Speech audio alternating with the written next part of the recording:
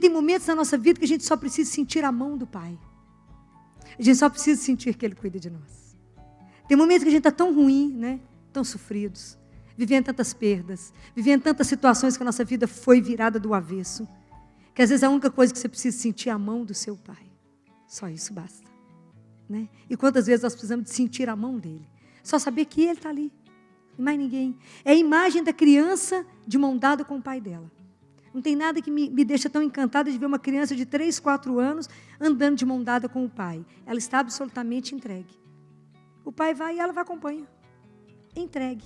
Porque ela sabe quem que está conduzindo. Então, às vezes, na nossa vida, a gente não está entregue. A gente está angustiado, pesado, com medo, porque esquecemos a filiação. E eu queria lembrar vocês que vocês têm uma pertença. Existe alguém que cuida. Filó, mas eu não estou vendo. Não precisa ver. Ele vê. Não precisa. Você só precisa confiar.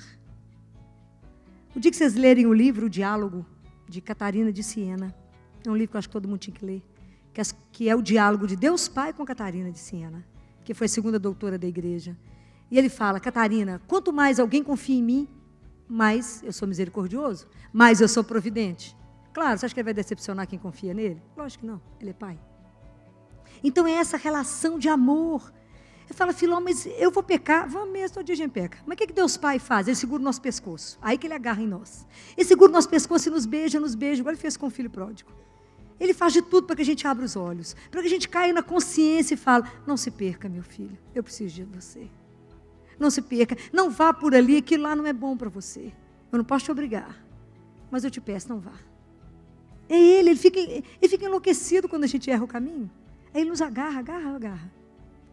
E foi só porque Jesus também se grudou em nós que a gente consegue fazer esse caminho.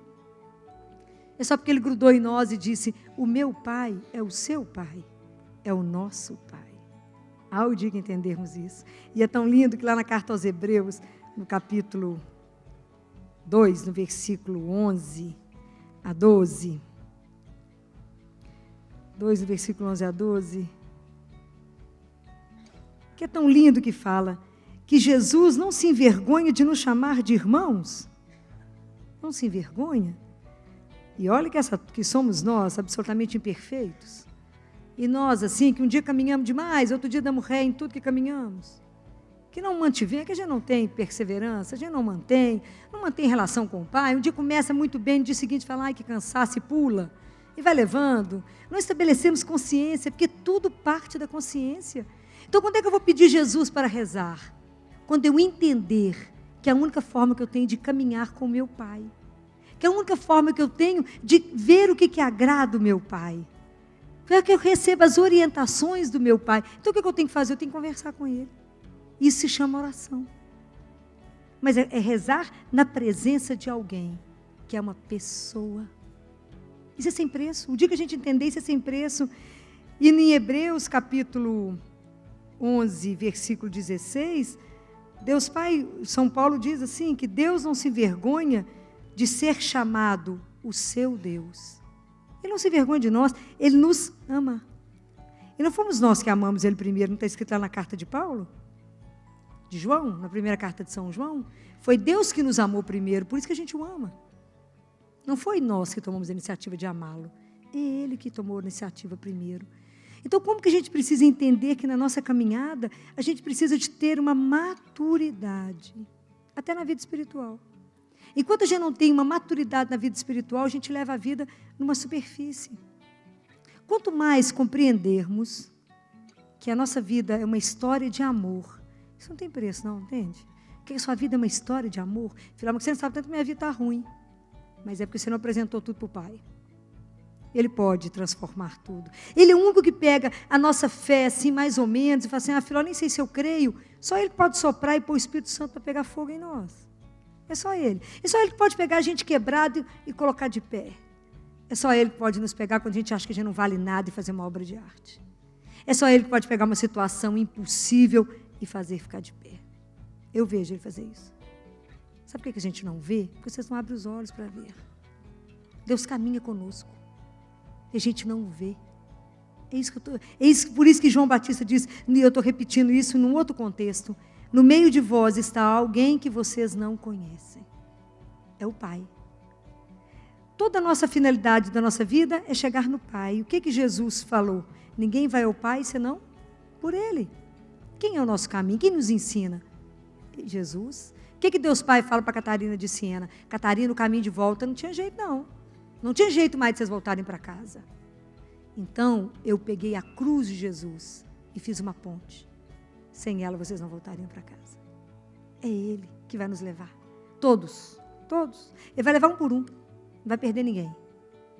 Porque somos preciosos demais para Deus. Nós gastamos o sangue do Filho dele. Preciosos demais. Por isso, nos ama tanto, cuida tanto. Tomou a iniciativa de nos amar primeiro. Tem uma história.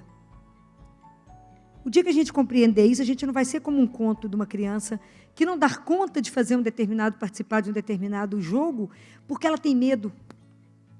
Mas por que você está com medo? Porque meu pai está em Paris. É porque às vezes nós ainda não conseguimos construir Deus Pai em nós. Construir no sentido da consciência, que Ele é real. Quem é que vai fazer essa transformação dentro de nós? O Espírito Santo de Deus. É Ele que vai nos incendiar. Ele que vai nos revelar o Pai.